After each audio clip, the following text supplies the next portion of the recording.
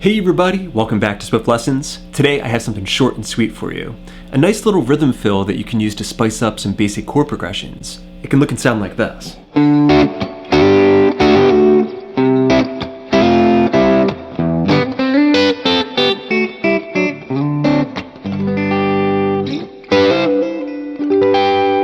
Okay, so right there we had a D major, C major, G major, chord progression, a 5, 4, 1 in the key of G.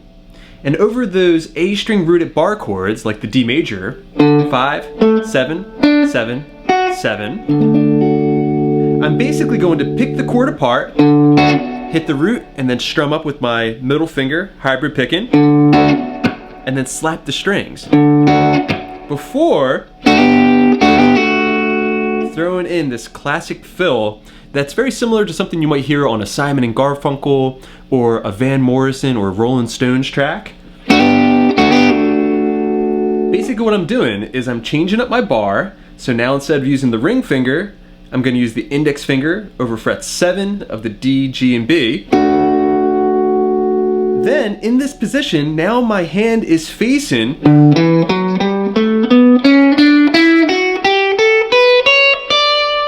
the D major scale, and also the major pentatonic variety. That's very, very useful because now I can use this position to throw in some fun little lead fills. So in this case, I'm doing this trick where I'm hammering up a half step on the B string and a full step on the D string. First I'm going to hammer and let it ring, then do a hammer pull. Okay, landing right back where I started. So, alright, now I can take that entire operation down a full step and just change it up a little bit for my 4-chord C major.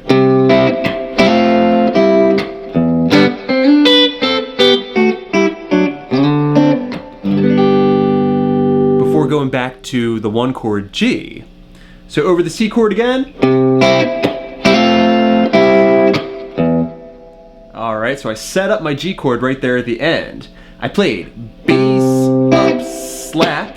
I'm going to do the bar trick and hammer up. And then just go back to frets 5 of the D, G, and B string. Slap the strings. And then play the low E string to set up the next root note of the G major bar chord. So, alright, now let's put the 5 chords and the 4 chords together.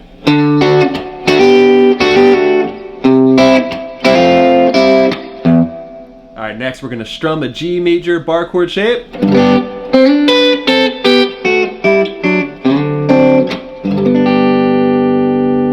Throwing in some harmonies, a very, very cool technique for adding rhythm fills. So I strum the chord. Next, I'm going to play.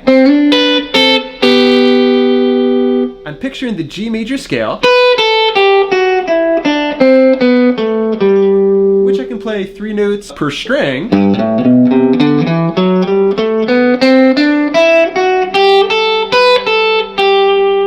You want to be able to picture where these notes are coming from. Alright, so I'm sliding up 5 to 7 on the G string, and then finding myself a nice harmony on the 7th fret high E string. Alright, then 5 and 5 together, 4 and 3. So far you have.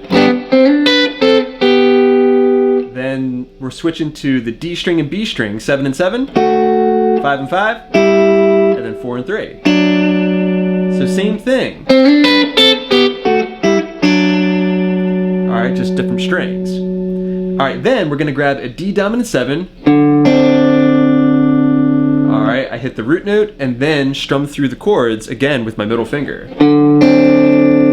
Alright, then I'll slap the strings and resolve for a nice little practice routine. Okay, you put all that together and we have, for the G chord,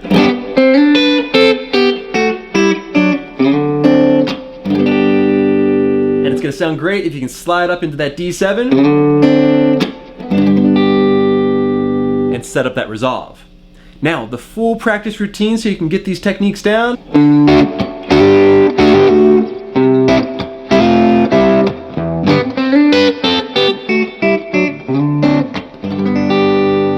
Very good, everybody. You have a cool new trick, add it to your rhythm repertoire. The next thing I'd recommend you do is see if you can transpose it across the fretboard. For example, you could play it in the key of C. Now your one chord is going to be C in the 8th fret position. Apply it to the 5-4-1 progression and it should sound like this.